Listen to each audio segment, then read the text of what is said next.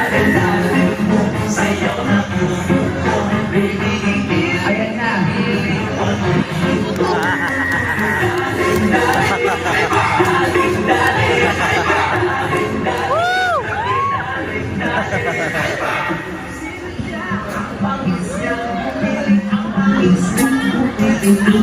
Ayan. At syempre, palabaan mo natin kung yung nakasenso, si Britney ng Ayan. Alright. Next, kung saan tawagin si Ma'am Crisel para po pumunod ng limang swerte mananalo sa ating ako. Palagpakan po natin kung yung nakasenso si Ma'am Crisel. Ayan.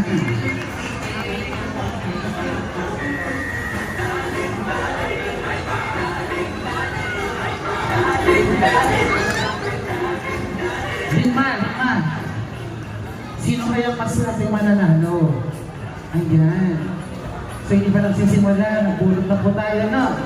Sino kaya sa makasenso natin ang maswerteng maiuwi ng mga papremyo na nakikita po niyo sa ating harapan? Pagkain din marami.